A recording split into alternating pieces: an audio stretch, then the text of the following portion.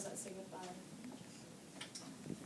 I think it's mentioned in the context that the TV is almost like the devil, where in the eyes of the family, which is a little confusing because the father is not religiously associated, but his mother is. So, but I think that it's in his father's mind, it serves as like, or like at least an evil force.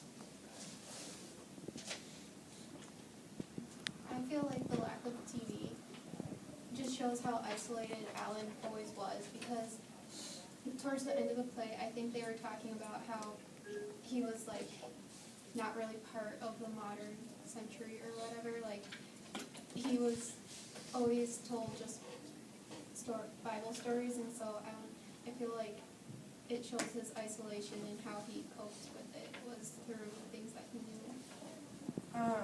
Going off what Cicero said,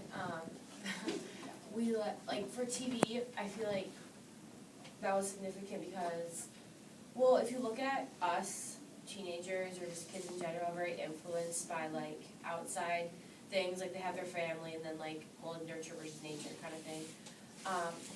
If you look at like outside forces, like when you learn about something new or like you see something, it makes you think differently or you see another viewpoint. So like Haley was saying, he was only limited to the Bible stories, so his thoughts were only set in that one place, so that kind of like made him just kind of stick to his inner self and like not see what other things could come into that.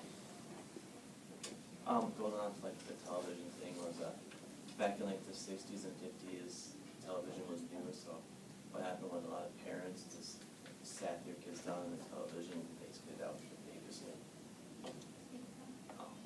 Alright, so that was basically their babysitter, and then what happened was the author tried to show the complete opposite, and then what could happen if you didn't see the television that much, so I guess he supports the television like being used and everything.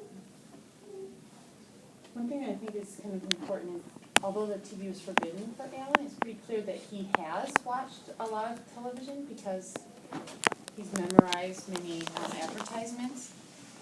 And you know, so what I think of is sometimes things that are forbidden to us or off limits become more of a curiosity. And because Alan doesn't really know how to interact with the television, his relationship with the advertisements and TV is a little abnormal and a little harmful. He also says like that the only thing that he liked watching whatever on TV was westerns, so it sort of plays into how he worships the horses or whatever, since like the TV is something forbidden to him, and that's where he sees a lot of it.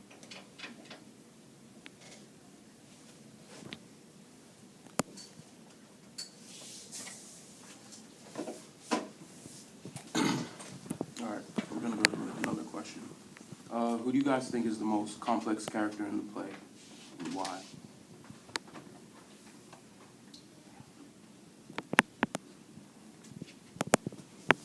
I think the psychiatrist is, because it's like Alan, even though on the surface he's like, what's going on with him, we kind of figure him out, but throughout the play, I think his name's Dysar, I don't know how to pronounce it, but throughout the play, he like transforms and you start to see what's really inside of him, and it just gets more and more confusing for me personally, because he starts to envy Alan and starts wishing like, you know, at least he has this creativity, at least he worships other gods, and he kind of just talks about, so I know there's a part where I highlighted where he's talking about how his job is to make people normal and how that's boring and he's really just taking it away from people, and he kind of was looking down on his job.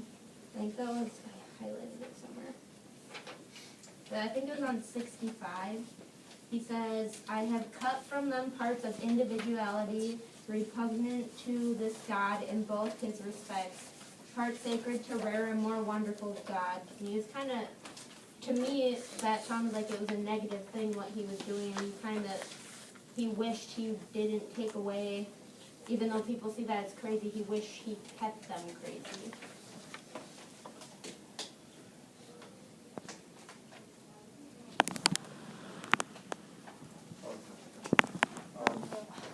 I'd have to agree with Mallory.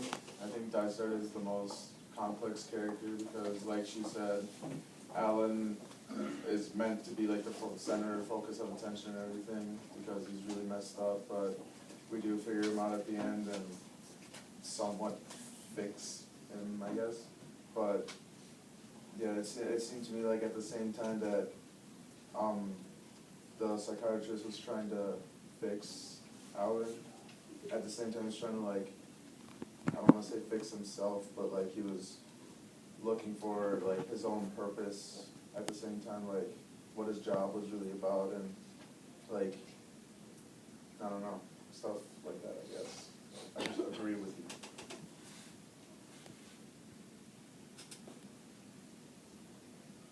I think